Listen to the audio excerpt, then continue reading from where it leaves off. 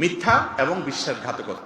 দুনিয়াতে যদি কেউ কারোর সাথে প্রতারণা করে, 2 নাম্বারি করে, বেঈমানি করে, এই মির্জাফর এবং বেঈমানদেরকে আল্লাহ তাআলা দুনিয়াতে নগদ বেইজ্জত করেন এবং শাস্তি দেন। আখিরাতেরটা তো আছেই, মিথ্যা যদি কয় একই কথা তার জন্য আছে।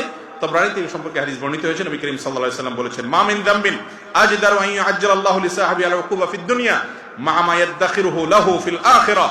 আখিরাতের শাস্তি তো আছেই, এর পাশাপাশি যেই অপরাধের কারণে দুনিয়াতে নগদ শাস্তির হকদার হয়, সেই পাপিষ্ঠ লোক হলো কাতিআতুর রাহিম, একটু আগে যেটা বললাম, আত্মীয়তার বন্ধন ছিন্ন করা, এবং ওয়াল খিয়ানাত ওয়াল কিযব, বেঈমানি করা, নিমক হারামি করা এবং মিথ্যা কথা বলা। বেঈমানির অনেক ধরন আছে, একটা ছোট্ট ধরন বলি শুধুমাত্র, একেবারে সিম্পল। এর চেয়ে বড় বড় বেঈমানি আমরা করি। সেটা হলো, আপনার কাছে কেউ কোনো কথা বললো, তিরমিজির হাদিসে আসছে, নবী করিম সাল্লাল্লাহু আলাইহি ওয়াসাল্লাম বলেছেন, ইযা হাদাসা রাজুলু ফালতাফাদা, কোন মানুষ আপনার সাথে কথা বলে একটু এদিক ফিরছে বা সেখান থেকে সরে গেছে, ফাহিয়া আমানা, সেই কথা আপনার কাছে আমানত হয়ে গেল।